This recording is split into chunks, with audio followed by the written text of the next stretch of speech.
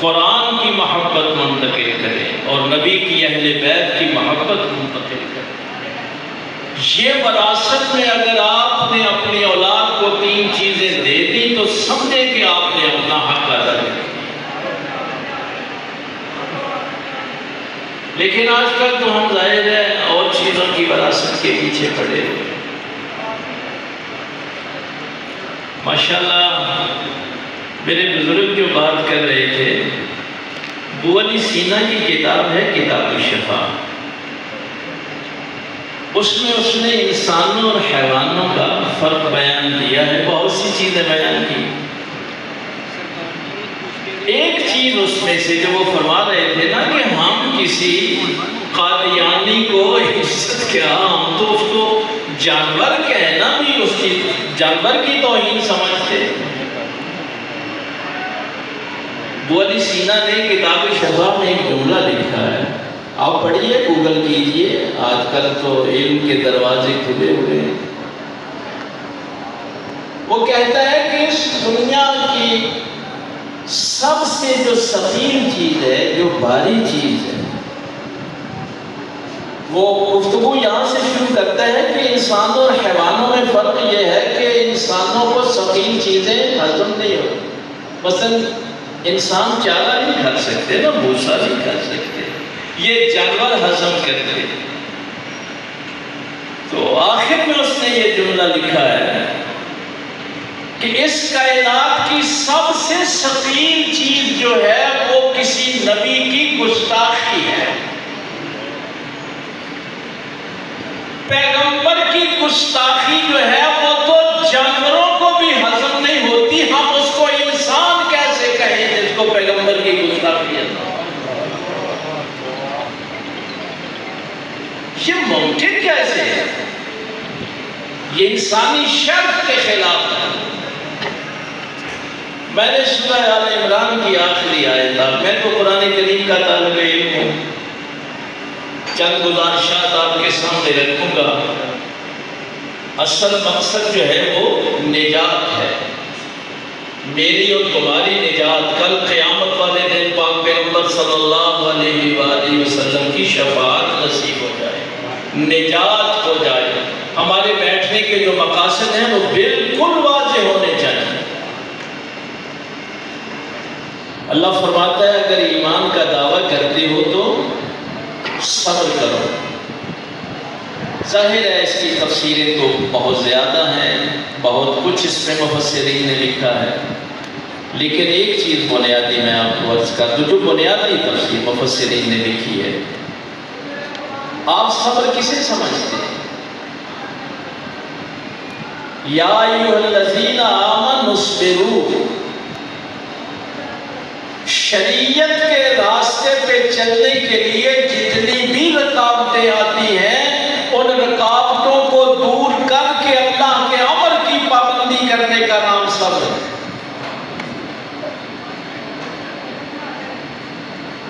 یعنی آپ نے دین کے راستے پہ چلنا ہے، اللہ کے حکم پہ چلنا ہے، رسول اللہ صلی اللہ علیہ وآلہ وسلم کی اطاعت کرنی ہے، اس راستے میں جتنی بھی رکاوٹیں آتی ہیں ان ساری رکاوٹوں کو دور کر کے اللہ کے حکم پہ عمل کرنے کا نام صبر ہے۔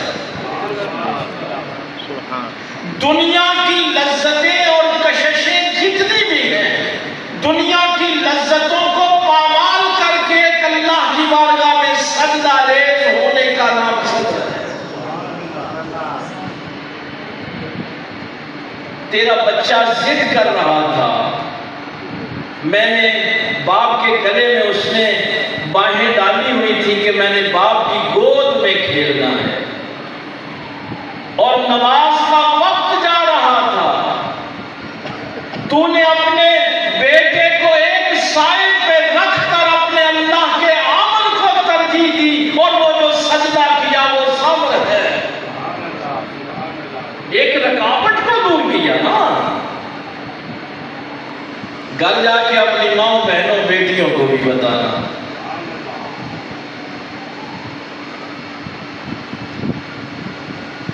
سیدہ زینب رضی اللہ تعالیٰ عنہ جب اون و محمد کے لاشیں پڑے تھے گنج شہیدہ میں تو نماز کا وقت ہو گیا، دونوں بیٹوں کے ماتھوں پہ بوسہ دے کے کہنا میں نماز میں تاخیر نہیں کر سکتی۔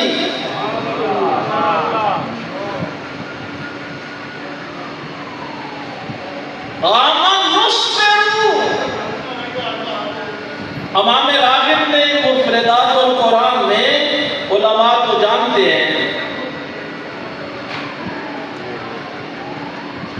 اس کی دو جہتیں لکھی ہیں، ایک باہر کی رکاوٹیں دور کرنا، ایک اندر کی رکاوٹیں دور کرنا۔ میں تو چونکہ تصوف والے لوگوں کے ساتھ بھی میرا سلسلہ ہے،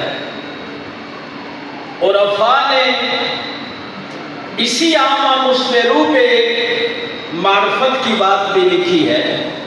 وہ کہتے ہیں کہ صبر کیا ہے؟ میں اور افا کی بات کر رہا ہوں، بابا فرید الدین مسعود گنج اشکر رحمہ اللہ کی بات کرنے لگا۔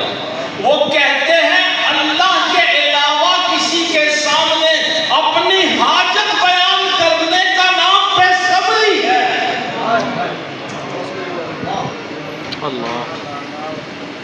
کسی غیر خدا کے سامنے کبھی اللہ کی شکایت نہ کرنا۔ یہ رکاوٹیں ہیں نا، حرص، لالچ، غضب، شہوت، یہ اندر کی رکاوٹیں، ان ساری رکاوٹوں کو دور کر کے اللہ کی بارگاہ میں سجدہ ریز ہونا۔ اب آپ کہیں گے کہ پھر میں ڈاکٹر کو بھی تو جا کے اپنی حاجت بتاتا ہوں۔ آپ نے یہ کیا اولیاء کرام کا جملہ بیان کر دیا، کسی عالم سے آ کے بھی تو کہتا ہوں میری یہ حاجت ہے، کوئی فتویٰ دے دو۔ مختلف لوگوں سے ہم حاجتیں بیان کرتے ہیں، اور افا نے یہ کیوں کہا کہ خیر خدا کے سامنے اپنی حاجت نہ رکھنا؟ جب تو رازق اس کو سمجھتا ہے تو رزق کے لیے کسی اور کی طرف دیکھے گا۔ جب قادر مطلق اس کو سمجھتا ہے تو اپنی حاجتیں کسی اور سے پوری کرے گا۔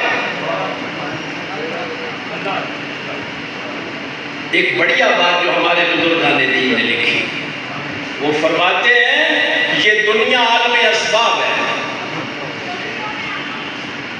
میں نے اپنی بیماری کے لیے ڈاکٹر کے پاس ہی جانا ہے، سبب کو اختیار کرنا ہے۔ کھیتی باڑی کے لیے مجھے کھیتی چاہیے، اس میں ہل چلانا ہے، سبب اختیار کرنا ہے۔ یہاں تک آنے کے لیے میں نے گاڑی کا سبب اختیار کرنا ہے۔ ظاہر ہے میرے پاس اتنا وقت نہیں ہوتا، بس ایک دو جملوں میں باقی تحقیق کے لیے میں آپ کے ذہنوں پہ ظاہر ہے پورا بھروسہ کرتا ہوں تو یہ بحثیں چھیڑتا ہوں۔ یہ جملہ یاد رکھنا، سبب کا اختیار کرنا شریعت ہے۔ اگر کوئی ڈاکٹر کے پاس نہیں جائے گا تو وہ اللہ کو ناراض کرے گا، وہ رسول اللہ کی سنت کے خلاف کرے گا۔ سبب کو اختیار کرنا شریعت ہے، اور سبب پہ انحصار کرنا شرک ہے۔ واہ جی واہ، کیا بات! سبب پہ کبھی انحصار نہیں کرنا۔ اسی لیے جس ڈاکٹر پہ آپ انحصار کرتے ہیں وہ آخر میں کہتا ہے میں بے بس ہو گیا، ہم اس کے لیے دعا کرو۔ وہ ڈاکٹر بھی آپ کو کہتا ہے دوائی مجھ سے لے لو لیکن انحصار اللہ پہ کرو۔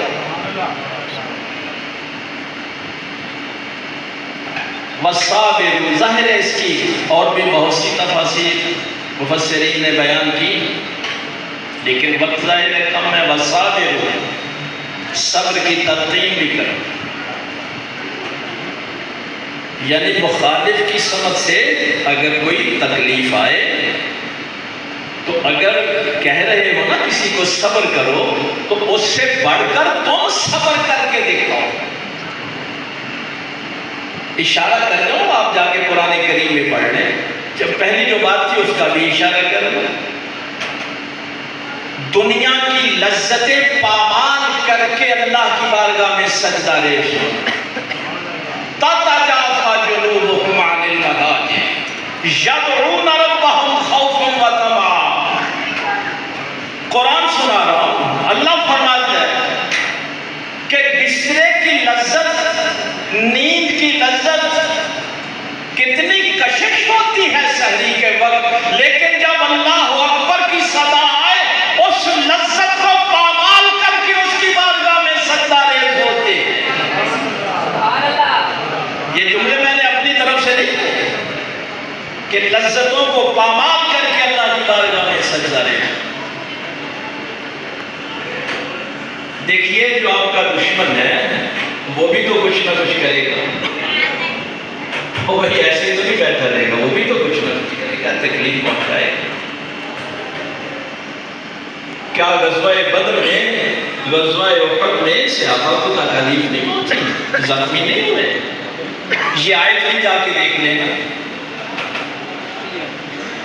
جب غزوہ احد میں تو ظاہر ہے پاک پیغمبر صلی اللہ علیہ وآلہ وسلم کی یہ چوتھے پارے میں ساری تفصیل جو ہے وہ آپ جا کے دیکھ لیں، میں تو صرف ایک جملہ کہہ رہا ہوں۔ اللہ کے محبوب موجود ہوں، یہ امت کو اللہ نے واضح پیغام دے دیا تھا۔ رسول اللہ صلی اللہ علیہ وآلہ وسلم خود بنفس نفیس موجود ہو، لیکن اگر نبی کے حکم کی نافرمانی ہوگی تو فتح نہیں ہو سکتی۔ آج یہ بہترین امت بدترین امت کے شکنجے میں کیوں ہے؟ کیا وجہ ہے کہ بہترین تو تم تھے، کیوں شکنجے میں آ گئے؟ وہ تو گریٹر اسرائیل کی بات کر رہے ہیں، وہ تو کہتے ہیں ہمیں خیبر میں دوبارہ جانا ہے، ہم نے مدینے پہ قبضہ، انہوں نے تو نقشہ بھی دکھا دیا ٹی وی پہ۔ یہ غزوہ احد پہ سب سے بڑا اللہ کا پیغام تھا کہ میرے پیغمبر کی نافرمانی کر کے تم کبھی فتح حاصل نہیں کر سکتے۔ وَأَنْتُمُ الْأَعْلَوْنَ إِن كُنتُم مُؤْمِنِينَ۔ اللہ کا وعدہ ہے غالب تم ہی رہو گے، شرط یہ ہے کہ مومن بن گئے۔ اگر آج ہم غالب نہیں ہیں تو غور کریں اپنے ایمان پہ۔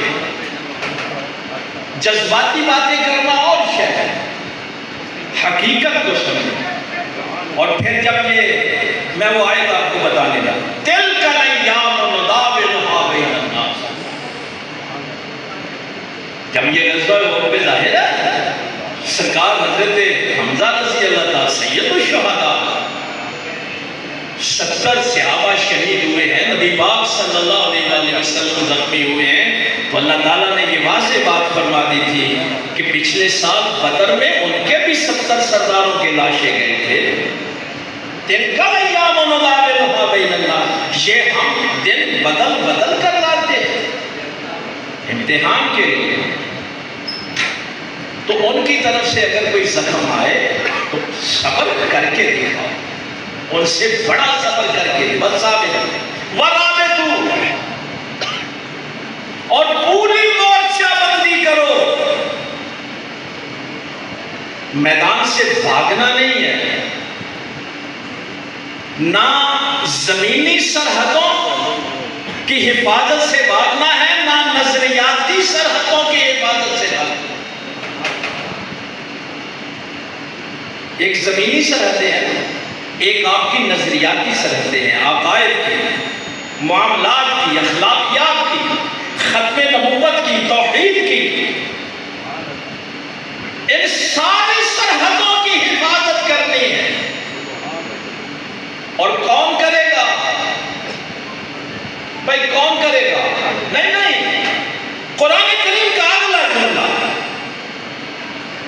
وَاتَّقُوا اللَّهَ، جس کے دل میں صرف اللہ کا ڈر ہوگا وہ مورچہ بندی کرے گا، جو اللہ کے علاوہ کسی سے ڈرتا نہیں ہے۔ جس کے دل میں ہزار طرح کے خوف ہیں اس کو کیا پتا؟ یہ جو چیز چیزیں میں نے صرف اشارہ کیا ہے، ظاہر ہے اس کی تفصیل لعلکم تفلحون، تاکہ تم سرفراز ہو سکو، تم اللہ کی بارگاہ میں کامیاب ہو سکو، تم جنت کے حقدار ٹھہر سکو۔ اب ذرا قرآن کریم کی آیت بھی جا کے دیکھ، میں نے کیا کہا تھا؟ ساری رکاوٹیں جو بھی دین کے قلعے میں کوئی خلل نہ آئے، کوئی دراڑ نہ آئے۔ اخرجوا من دیارہم، اللہ فرماتا ہے کہ اس جماعت کو دیکھو جن کو ان کے گھروں سے نکال دیا گیا۔ کبھی قرآن کو اس نظر سے پڑھا ہے؟ اخرجوا من دیارہم، ان کے گھروں سے کیوں نکالا گیا؟ اس لیے کہ وہ توحید کا اقرار کرتے تھے، رسول اللہ کی رسالت کو مانتے تھے، اس پاداش میں ان کو ان کے گھروں سے نکال دیا گیا۔ آپ کو کہ تمہارے گھر سے نکالے کیا اذیت ہوتی؟ وَأُوذُوا فِي سَبِيلِي،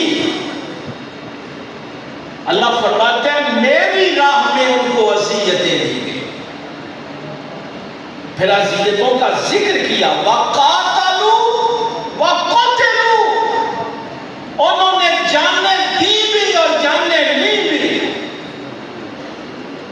یہ صبر کے جتنے مراحل میں نے قرآن سے بیان کیے ہیں، یہ سارے جماعت صحابہ کے اندر قرآن نے بیان کیا۔ اخرجوا من دیارہم وَأُوذُوا فِي سَبِيلِي وَقَاتَلُوا وَقُتِلُوا۔ دیکھیے،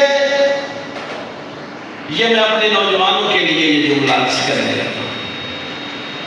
اہل سنت کسی فرقے کا نام نہیں ہے، مت اپنے آپ کو فرقہ کہو۔ اسلام میں پہلا فرقہ جو آیا تھا وہ خارجی تھے۔ یہ علماء کو یہ موضوع دیا کریں، موضوعات میں بات کریں، باب الفتن کے اندر حدیث کی کتب میں انہی خارجیوں کا ذکر ہے۔ باطل ترین جہنمی کتے میرے باپ پیغمبر صلی اللہ علیہ وآلہ وسلم نے، انہوں نے صحابہ کو کافر کہا۔ یہ پہلا فرقہ اسلام کے اندر آیا تھا۔ اس فرقے کے مقابلے میں اہل سنت آئے تھے۔ یہ اہل سنت کی ترکیب پہلے آپ کو نہیں ملے گی، یہ اہل بیت اطہار کی دی ہے، امام زین العابدین سید سجاد کی دی ہوئی ترکیب۔ اہل سنت کسی فرقے کا نام نہیں ہے، اسلام کی ساری سرحدوں کے جو محافظ ہیں ان کو اہل سنت کہتے ہیں۔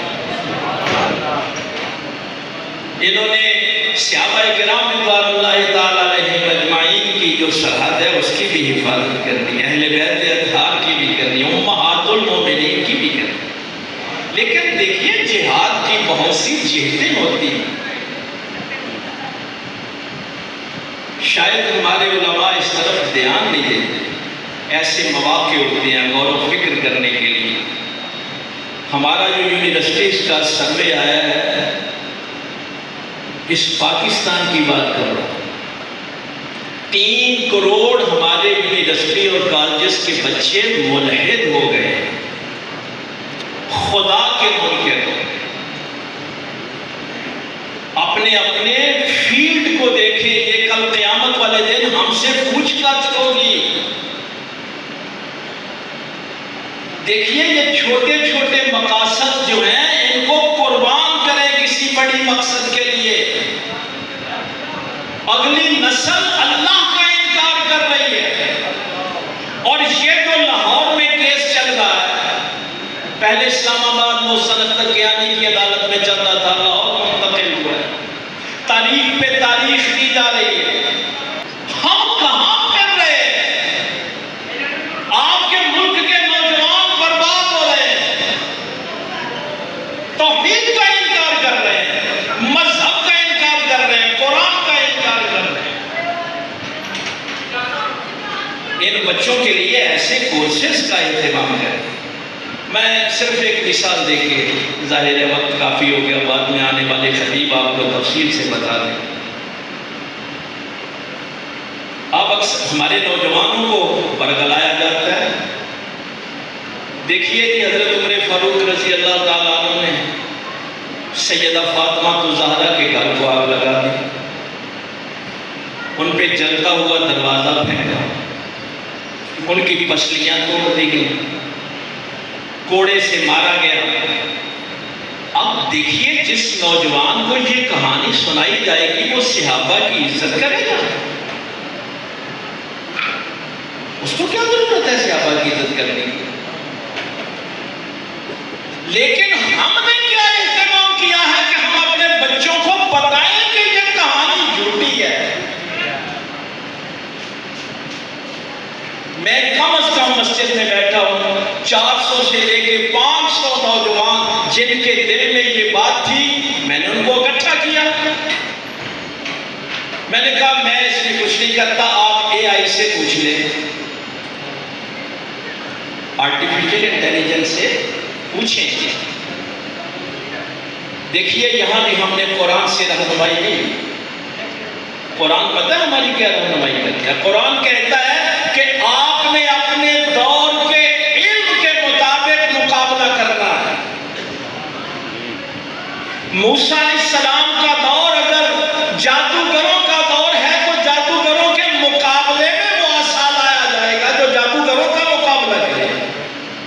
عیسیٰ علیہ السلام کا دور اگر حکمت کا دور ہے تو پھر اب وہ موسیٰ کا عصا نہیں لیا، کوڑوں کے کوڑ دور کریں گے، اندھوں کو بینا کریں گے، مادر ذات اندھوں کو ابن اولاد کا حوالہ برسا محیر موتا بیعت اللہ، جو حکیم نہیں کر سکتے وہ اللہ کا نبی کرے گا۔ لیکن یہ معجزہ داؤد علیہ السلام کو تو نہیں دیا گیا۔ داؤد علیہ السلام کا دور موسیقی کا دور ہے، اور داؤد علیہ السلام کو وہ لہن عطا کیا گیا کہ پرندے بھی مزدوروں کے گرد پڑتے۔ یہ قرآن آپ کو کیا بتا رہا ہے؟ جس دور میں آپ جی رہے ہیں اس دور کے علم میں اپنے باطل کا مقابلہ کریں۔ اگر آپ اس دور کے علم میں مقابلہ نہیں کریں گے تو پیچھے رہ جائیں گے۔ میں نے قرآن کریم کی یہ چند مثالیں اسی لیے تھی۔ میرے پاک پیغمبر صلی اللہ علیہ وآلہ وسلم کا دور ہے تو وہ اپنے آپ کو عرب گویا بولنے والا کہتے تھے، باقی ساری دنیا کو عجم اور گونگا کہتے تھے۔ تیرے آگے یوں ہی دبے نچے فصحا عرب کے بڑے بڑے، کوئی جانے منہ میں زبان نہیں بلکہ جسم میں جان نہیں۔ اِنَّا أَعْطَيْنَاكَ الْكَوْثَرَ فَصَلِّ لِرَبِّكَ وَانْحَرْ اِنَّ شَانِئَكَ هُوَ الْأَبْتَرُ۔ ان کے سامنے موسیٰ کا عصا نہیں رکھا گیا، ان کے سامنے عیسیٰ کے معجزات نہیں رکھے گئے، ان کے سامنے قرآن رکھا گیا۔ سچے ہو تو اس جیسی ایک آیت ہی بنا کے لے آؤ۔ تو علم کا مقابلہ علم سے ہوگا۔ یہ چند اشارے میں نے کر دیے ہیں، تحقیق آپ نے جا کے کرنی ہے۔ قرآن ہماری رہنمائی کیا کرتا ہے؟ میں نے ان سے کہا بیٹا یا اسے پوچھیں، سب سے پہلی یہ بات کس نے لکھی؟ کہنے لگے آپ بتائیں۔ میں نے کہا کہ یہ قیس ہلالی تھا، سلیم بن قیس ہلالی۔ وہ کہتا ہے کہ میں عبداللہ ابن عباس رضی اللہ تعالیٰ عنہ کے پاس بیٹھا تھا، وہاں آ کے ایک بندے نے یہ بات سنائی کہ حضرت عمر فاروق آئے اور انہوں نے ایسے حضرت فاطمہ کے گھر کو آگ لگا دی۔ باقی جتنی کتابوں میں یہ لکھی گئی ہے اس کی کتاب کا نام ہے الصحیفہ، اس کتاب سے لکھی۔ میں نے کہا اے آئی سے پوچھیں، اہل تشیع کا جو اسماء الرجال کا سب سے بڑا عالم ہے علامہ ہلی، اسماء الرجال کا ہمارے علماء جانتے ہیں، اس سے پوچھیں کہ یہ سلیم بن قیس جھوٹا ہے کہ سچا ہے۔ جب انہوں نے اے آئی سے پوچھا، اے آئی نے کہا کہ اہل تشیع کے اسماء الرجال کے عالم کہتے ہیں کہ یہ جھوٹا آدمی تھا۔ کیوں؟ اس لیے کہ حضرت عبداللہ ابن عباس کے شاگردوں میں اس نام کا بندہ ہی کوئی نہیں۔ اس نام کا بندہ حضرت عبداللہ ابن عباس کے شاگردوں میں کوئی نہیں. امام حجر کو دیکھیں، ذہبی کو دیکھیں، ہمارے جو اسماء رجال کے علماء ہیں ان سے پوچھیں. میں نے کہا آپ ان سے پوچھیں، اہل سنت کو چھوڑیں، ان کے اسماء رجال کے علماء سے پوچھیں. اس نام کا کوئی بندہ نہیں. یہ کتاب جھوٹی ہے. اس نام کا بندہ موجود نہیں. وہ 400 سے 500 بچے اے آئی سے پوچھ کے نفرت کرنے لگ گئے کہ ہم اس جھوٹی کہانی کو سمجھ کے حضرت عمر فاروق کے متعلق دل میں غلط بات سمجھ رہے ہیں. یہ ہمارے نوجوانوں کو بھی چاہیے اے آئی کا بھی استعمال کریں، علم حاصل کریں اور قرآن کریم فرقان حمید کے ساتھ اپنا رابطہ استوار رکھیں. اگلا جملہ قرآن کریم کا آپ نے ضرور پڑھنا ہے. اللہ تعالیٰ فرماتا ہے، یہ آج ذہن میں رہے گی نا، اخرجوا من دیارہم وعوذوا فی سبیلی وقاتلوا وقتلوا. اگلا جملہ لأکفرن عنہم سیئاتہم. یہ جن کو گھروں سے نکالا گیا، میری راہ میں تکلیفیں اٹھائیں، قتل ہوئے بھی اور قتل کیے بھی، اب اگر ان سے کوئی لغزش ہو جائے تو اللہ نے وہ معاف کر دیا. کیا شان ان کی اللہ تعالیٰ نے بیان فرمائی. کسی کے وہم و گمان میں بھی نہ آئے کہ رسول اللہ صلی اللہ علیہ وسلم جو جماعت چھوڑ کے گئے ہیں وہ جماعت ایک مسلمانوں کی رہنمائی نہیں کر سکتی. انہوں نے اپنے گھر چھوڑے ہیں رسول اللہ صلی اللہ علیہ وسلم کے لیے، اپنے دین کے لیے، شریعت کے لیے. اس لیے آپ نے صحابہ کا نام، میں نے کہا نا کہ اہل سنت کسی فرقے کا نام نہیں، اسلام کی ساری سرحدوں کے جو محافظ ہیں. کبھی دل میں خیال بھی نہ گزرے کہ ان سے کوئی ایسا معاملہ ہو جاتا ہے کہ انہوں نے نیتاً کوئی اللہ رسول کی مخالفت کی. خدائے ذوالجلال نے والسابقون الاولون من المہاجرین والانصار والذین اتبعوہم بإحسان. اب نیکی کا معیار یہی ہے کہ جو ان کی اتباع کرے. تو یہ جو آیات ہیں یہ آپ نے ذہن میں رکھنی ہے. صحابہ کی محبت، اہل بیت کی محبت، اس لیے کہ یہ رسول اللہ صلی اللہ علیہ وسلم کی محبت ہے. اللہ تعالیٰ